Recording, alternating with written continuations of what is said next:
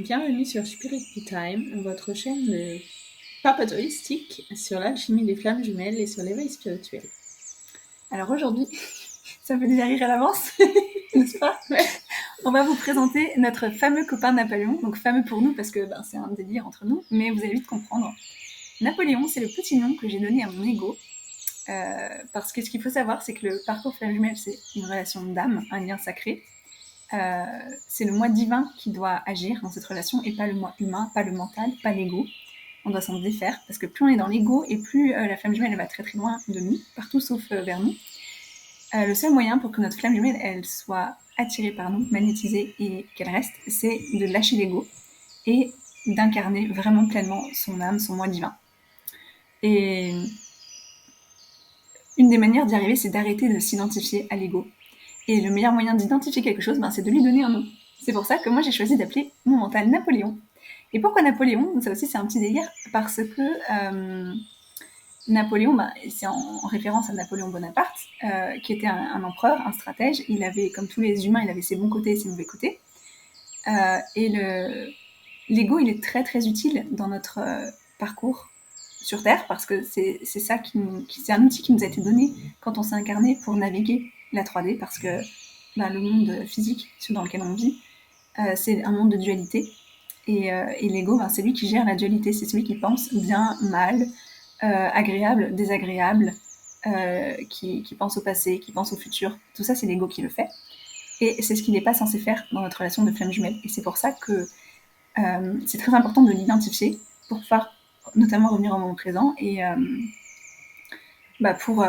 pour se réaligner avec qui on est vraiment. Parce qu'en fait, on est une âme incarnée dans un corps. Enfin non, on est plutôt, techniquement parlant, on est même plutôt un corps incarné dans une âme. Notre âme, elle est beaucoup plus grande que nous. Elle est tellement grande qu'elle englobe deux corps, deux égaux, le nôtre, celui de notre flamme jumelle. Mais on partage le même système énergétique, la même âme. Et qui observe Napoléon et pourquoi il faut lui donner un petit nom? Parce que celui qui est capable de dire ça, c'est Napoléon. C'est notre moi divin. Et donc, Napoléon, j'ai choisi ce nom parce que, comme j'ai dit, c'était un empereur, un stratège. C'est celui qui pense au futur. C'est celui qui est bien contrôlé. Et le contrôle, c'est un truc à lâcher aussi sur le parcours flamme jumelle. Je pense qu'on en reparlera beaucoup du lâcher prise. D'où le petit nom de Napoléon. Et moi, j'ai commencé à faire ça pour moi. Et après, quand j'en ai parlé un peu à Virginie, ça l'a fait rire. Et du coup, Virginie, moi, on a appelé Napoléon. Moi aussi, au début, on appelait le mien Monseigneur, et puis je sais pas. Napoléon est resté. Napoléon est resté, en fait. Et donc, pourquoi ça t'a aidé? Pourquoi t'as adopté ça, toi? En fait, ça m'a aidé parce que ça m'a aidé à identifier mon mental. Ça m'a aidé à me dire à faire la différence entre mes pensées, entre mon mental et entre mon divin, en fait. Ouais. Ça m'a aidé à revenir au présent. Mm-hmm. Parce que quand c'est Napoléon qui fait des analyses, justement, je suis dans l'analyse, donc je suis soit dans le futur, soit dans le passé. Et du coup, qu'est-ce qu'on dit quand c'est comme ça? Dans c'est comme ça, on dit Napoléon va jouer ailleurs, quoi. Ouais, c'est ça. Et quand t'as une mauvaise humeur, on dit carrément ta gueule, Napoléon. C'est ça. Et après, on se reprend en disant c'est pas très gentil de se parler comme ça, parce que c'est quand même un morceau de nous. De nous, voilà. Et ça aide aussi à dédramatiser souvent la situation, ça aide à se poser, parce que quand les énergies partent dans tous les sens, c'est Napoléon qui part dans tous les sens. Mm-hmm. Et dans ces cas-là, on n'arrive pas, faut se centrer, quoi. Ouais. Et identifier Napoléon, ça aide à se recentrer encore à revenir au moment présent, à se recentrer, vraiment à dédramatiser les choses et à se dire non, c'est Napoléon qui part dans ces délires là. Ouais. Stop, on arrête. Voilà. Le moment présent, on fait que le répéter parce que c'est important et on a fait une autre vidéo là-dessus aussi, donc allez la voir si c'est pas fait. Et là, je viens de rigoler parce que quand tu disais quand le mental part dans tous les sens, moi ça me rappelle une image que j'ai eue quand je méditais l'autre jour. C'est comme si Napoléon, c'était un peu, je pensais à mon chien, j'étais en balade avec mon chien, et il a pété un câble, il commençait à partir dans tous les sens justement, et je sais pas ce qu'il a senti comme piste, mais il partait partout. Et plus je l'appelais, plus je me projetais vers lui, plus j'avançais vers lui, et plus il s'en allait. Et si vous imaginez que Napoléon, c'est ce qu'il y a entre vous et votre flamme jumelle, c'est ce qui empêche votre flamme jumelle d'être avec vous, il faut imaginer peut-être, c'est comme si votre flamme jumelle avait peur des chiens, que vous avez un chien qui s'appelle Napoléon qui part dans tous les sens, qui essaie d'aller vers lui tout le temps, pour aller le sentir, pour lui faire la fête, voilà, ce que font les chiens, mais que, plus il court comme un malade là, devant vous, entre vous et votre flamme jumelle, moins la flamme jumelle peut revenir. Alors que si vous arrivez à rappeler, c'est-à-dire à rappeler l'énergie à vous, à rappeler votre Napoléon intérieur, à l'identifier, à ramener les énergies à soi, à le tenir bien dans l'esprit de vous, il a son utilité et on n'est pas là pour tuer Napoléon. On est là pour lui redonner sa juste place, pour naviguer la 3D. Mais Napoléon n'a rien à faire dans notre relation de flamme jumelle, en tout cas le moins possible. Et c'est seulement quand Napoléon il est bien en laisse, bien en laisse près de nous, c'est ça. que du coup notre flamme bien sous contrôle peut revenir, c'est ça, peut revenir. Alors un truc aussi où on peut vous rassurer, parce que nous, notre flamme jumelle elle est dans notre espace, il n'y a pas de souci. Ça ne veut pas dire qu'on pense plus à eux, ça ne veut pas dire que notre Napoléon il s'active pas, il continue à s'activer. La différence, c'est que ça les pousse plus trop loin parce que maintenant on arrive tout de suite à rappeler Napoléon en fait. Donc c'est ça aussi, plus vous laissez partir loin, plus vous poussez loin.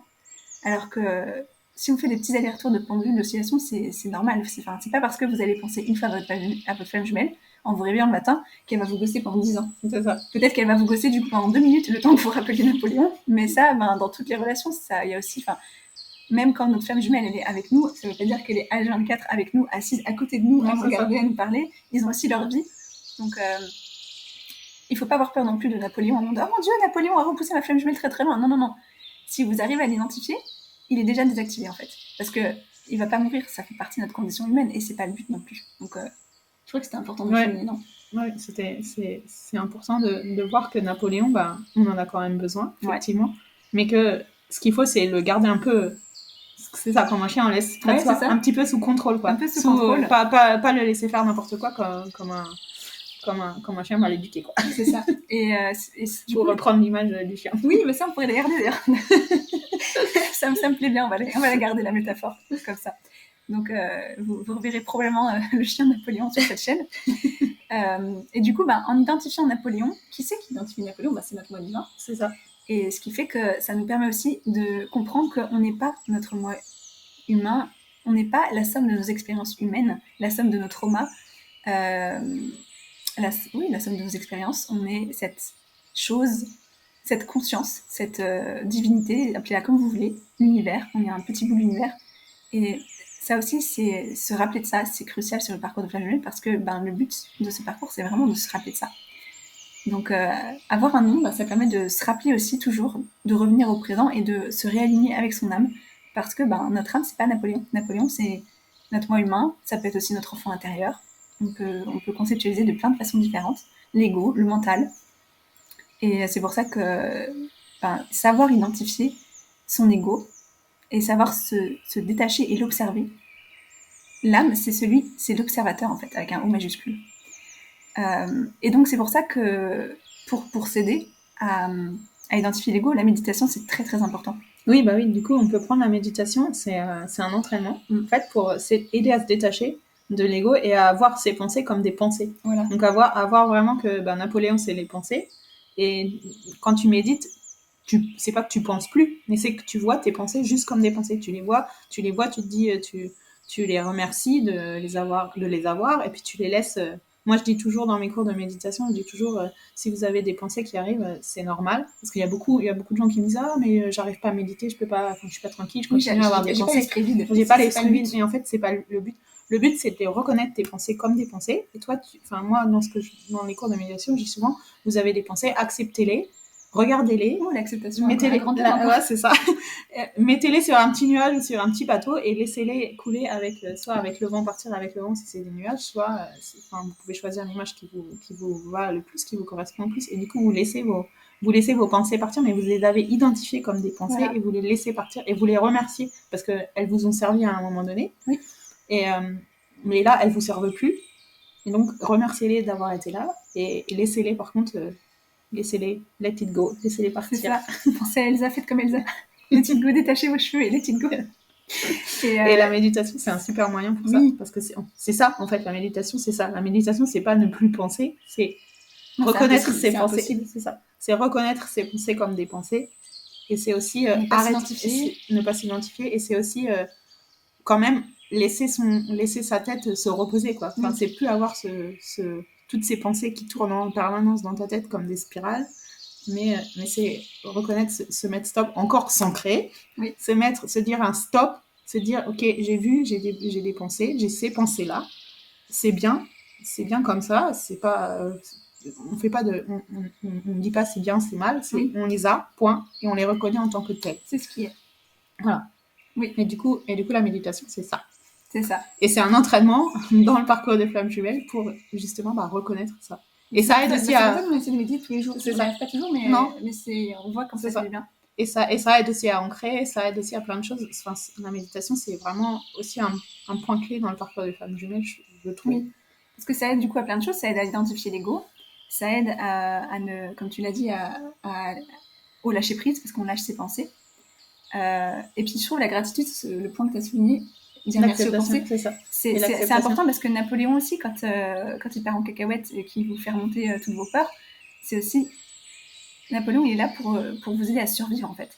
Donc s'il vous montre une peur, ben dites merci à Napoléon, genre merci, j'ai vu cette peur, mais t'inquiète pas, on gère. Mon âme, elle gère, je fais confiance à mon âme, je fais confiance à mon moi divin, à l'univers, appelez ça comme vous voulez.